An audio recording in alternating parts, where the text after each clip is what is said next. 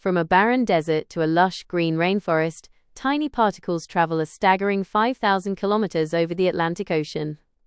This annual journey carries 27 million tons of dust, all the way to the Amazon jungle where heavy rain is constantly pouring down. So what exactly happens when those desert grains meet the exhausted soil of the rainforest? The Sahara Desert sits right in North Africa, stretching across a massive area of nearly 9 million square kilometers. This huge expanse is packed with seas of sand and rocky plateaus, where powerful winds are constantly grinding down rocks and minerals. For instance, massive dust storms kick up in the Bodele Depression in Chad, a dry basin that used to be a giant lake thousands of years ago. The trade winds pick up these tiny particles and carry them way up into the higher layers of the atmosphere. The dust climbs to heights between 2 and 5 kilometers above the Earth's surface. This atmospheric layer is called the Saharan air layer, and it is super warm and dry, moving west at speeds reaching 50 kilometers per hour. Using the most fuel-efficient route, which is called the Hohmann transfer orbit, the trip to Mars takes about 260 days.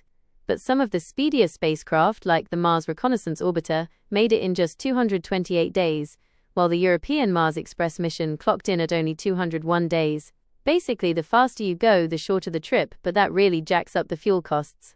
This dust reaches the Amazon basin after a grueling journey, with the annual amount hitting about 27,700,000 tons. That number is equivalent to the weight of 100 Great Pyramids of Giza.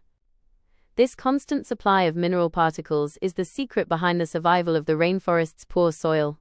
Since the rain in the Amazon falls at a rate of between 2 and 3 meters every single year, it washes the soil out fast and strips away all the nutrients. This process is called leaching, and it turns the surface soil into sand that's totally depleted of minerals.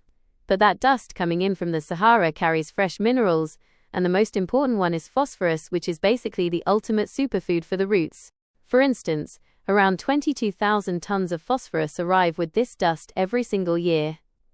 This number is a mind-blowing match for the exact amount of phosphorus the forest loses because of rain and water runoff. If this dust stopped for just 1 year, the soil would start losing its fertility big time, and millions of trees would be in serious trouble. If we analyze where all that phosphorus actually comes from, we find that it starts at an ancient dried-up lake in Chad. 10,000 years ago, that lake was teeming with algae and fish, which built up these massive deposits of phosphate-rich sediment. Then, because of natural climate change, the lake dried up, turning its bed into fertile dust, just waiting for the winds to carry it away. This entire system is honestly mind-blowing in its precision, where these wild desert dust storms turn into a total blessing for a forest thousands of miles away. This whole process has been going on for millions of years, and the amount of dust actually adjusts itself automatically based on what the soil needs. Basically, the drier the Sahara gets, the more dust kicks up, which means even more nutrients for the Amazon. It's this super delicate balance that keeps the entire rainforest thriving. As for the types of dust that reach the Amazon, they are definitely not all the same. The winds carry particles of quartz, calcite, clay, and even burnt organic matter.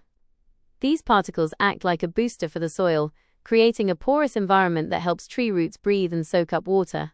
They also contain iron and magnesium, which are absolutely essential for building the chlorophyll in the leaves. If this phenomenon suddenly stopped, the Amazon would start losing about 7 kilograms of phosphorus per hectare every single year. After 50 years, the soil wouldn't be able to support a dense forest anymore, and it would turn into a grassy savanna, or even a barren wasteland. This has actually already happened in small pockets of the Amazon basin where mountains block the dust from reaching. In those spots, you'll find the plants are way weaker and much smaller in size. This dust provides another huge service to the planet, because its particles actually act as seeds for clouds and rain to form. Way up in the higher layers of the atmosphere, water vapor condenses right around those dust grains, which is how cloud droplets are born. These droplets reflect a chunk of the sun's rays back out into space, which helps cool down the Earth's surface temperature. Plus, these clouds seriously boost the amount of rainfall inside the forest itself. This relationship between the desert and the forest is the ultimate example of how ecosystems work together, even across massive distances. Each continent serves the other for absolutely nothing in return, and this cycle just keeps rolling automatically without any human help at all. That dust also travels all the way to the Andes Mountains and the Caribbean, where it feeds the coral reefs and high-altitude lakes. It's honestly a global web of life that's totally invisible to the naked eye. Scientists have actually measured this phenomenon with total precision using LiDAR tech on satellites, and they've confirmed that the amount of phosphorus shifts from year to year depending on how strong the winds are. In years where the Sahara is hitting an intense drought, the dust can actually increase by up to 80%. This means the natural system is basically responding to the need automatically, cranking up the supply when the rains over the Amazon get heavier and the demand for nutrients spikes.